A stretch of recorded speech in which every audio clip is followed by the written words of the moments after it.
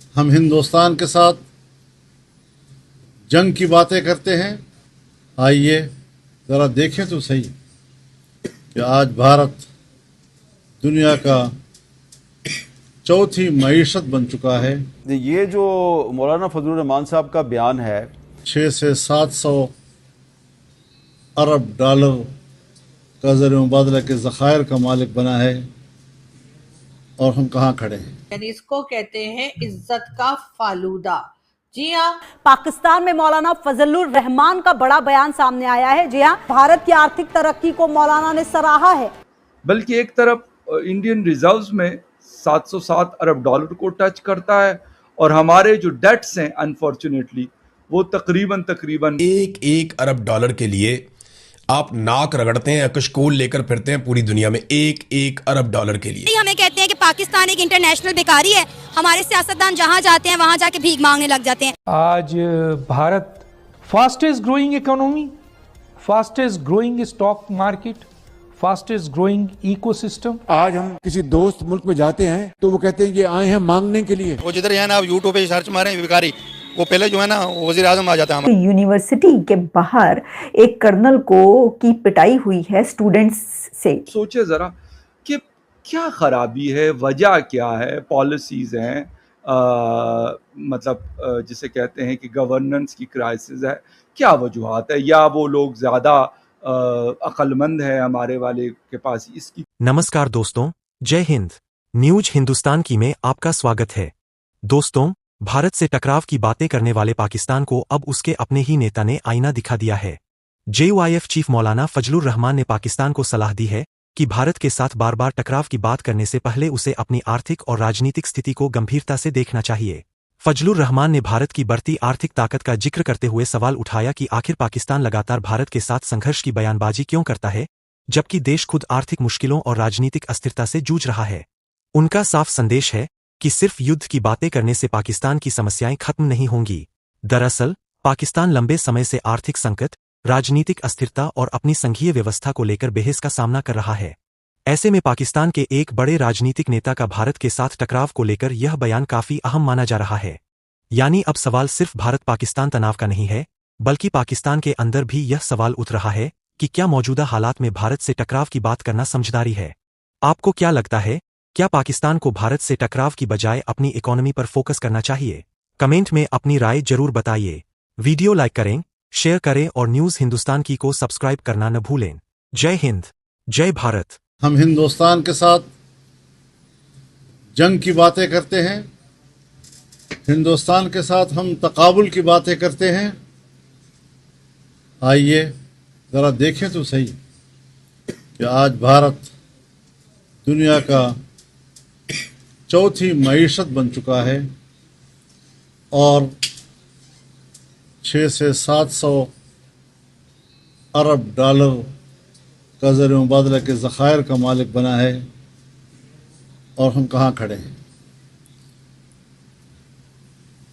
अदलिया के हवाले से हम कहाँ खड़े हैं, पूरी दुनिया में हमारी रैंकिंग क्या है, मईशत के हवाले से हम कहाँ खड़े हैं, अमन अमान के हवाले से हम कहाँ खड़े हैं। और जब मुल्क इस तरह आग की लपेट में है, भूख की लपेट में है, तो हम ऐसे वक्त में सूबों को तोड़ रहे हैं।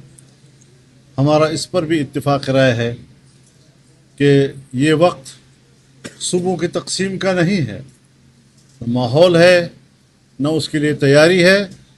अलबत्ता बदएतमादी बढ़ेगी कि एक ज़माने से 18वीं तरमीम मुक़्तदरा की हल्क का कांटा है, उसे हर कीमत पर NFC अवार्ड को ख़त्म करना है। बल्कि एक तरफ इंडियन रिजर्व्स में 707 अरब डॉलर को टच करता है और हमारे जो डेट्स हैं अनफॉर्चुनेटली वो तकरीबन 1 लाख ट्रिलियन जिसे कहते हैं 100,000 जो है 100 ट्रिलियन को टच कर रहे हैं। अब सोचे ज़रा कि क्या खराबी है, वजह क्या है, पॉलिसीज़ हैं, मतलब जिसे कहते हैं कि गवर्नेंस की क्राइसिस है, क्या वजूहात है, या वो लोग ज़्यादा अक्लमंद है हमारे वाले के पास इसकी कमी है। बहुत सारी चीज़ें हैं, इस पे आज बात करेंगे। बात हम कर रहे हैं फॉरेक्स रिजर्व्स की। देखिए किसी भी मुल्क के पास जो गोल्ड है या फॉरेक्स रिजर्व्स पड़ा होता है, उससे उनकी स्ट्रेंथ का अंदाज़ा होता है कि वो इकोनॉमिकली कितने स्ट्रॉन्ग, वो कितने मजबूत हैं।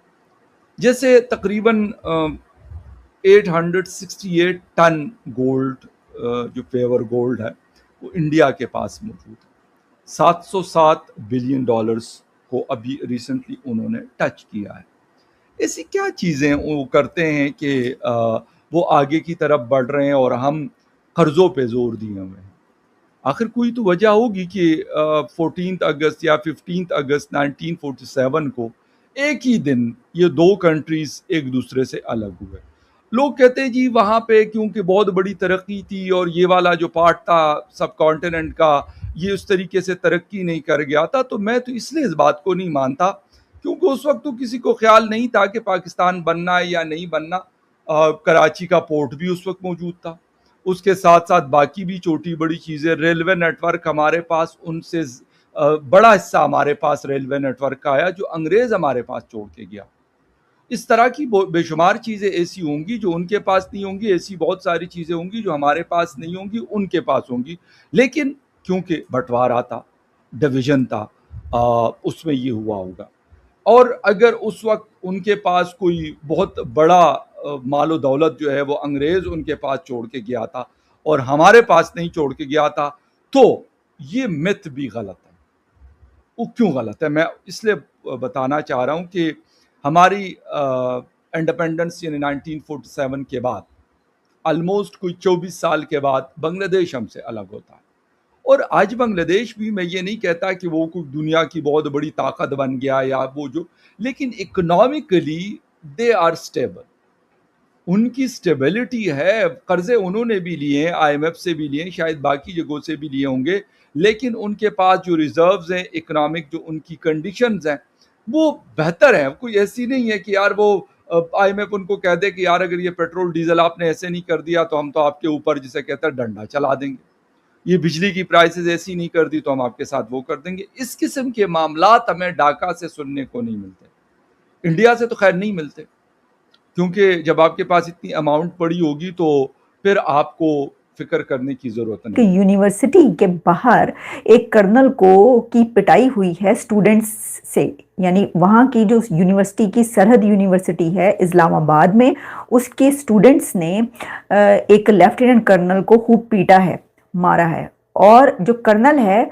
उसने अपना पिस्तौल निकालकर उससे फायरिंग की है और लोगों को डराया धमकाया है। तो ये क्या मामला है? जैसे कि मैंने आपको बताया कि अचानक से फुटेजेस चलना शुरू होती हैं पाकिस्तान के मीडिया पर, और अब तो खैर इंटरनेशनल मीडिया पे चल रही हैं, इंडियन मीडिया पे धड़ाधड़ी खबरें चल रही हैं कि जी वहाँ पे एक कर्नल ने भरे मजमे में पहले जो स्टूडेंट्स थे, लड़के थे, उनको धमकियाँ दी और उसके बाद अपना